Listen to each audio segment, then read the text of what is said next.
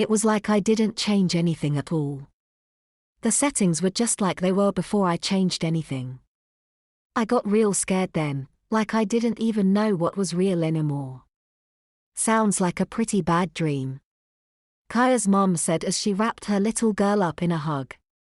You have no idea. Kaya said, starting to tear up again. Well, one thing's for sure, you probably shouldn't stay up so late anymore.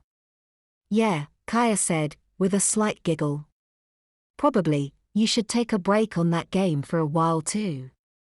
Kaya's mom told her, I know you just got it, but if it's caused you this much trouble you should probably stay away from it for a few days. Sounds like a good idea. Kaya agreed. Good, now, let's go and have dinner.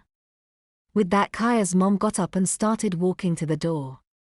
Kaya did the same but stopped moving when she felt a sudden draft on her thigh.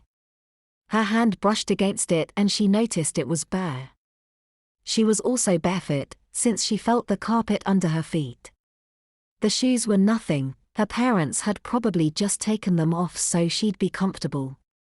However, Mom, what happened to my pants? Her mother turned around. Oh yes, they're in your hamper. When I came in to check on you, I found you asleep on your table. Your diaper had leaked all over so I took them off when I changed you.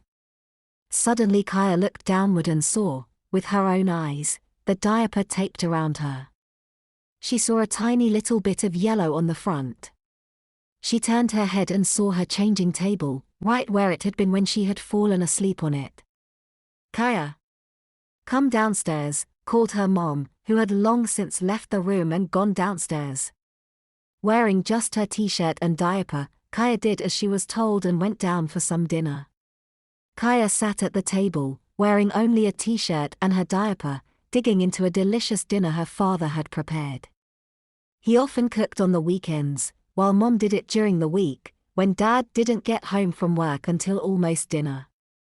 Kaya's father was an excellent cook so the food was wonderful.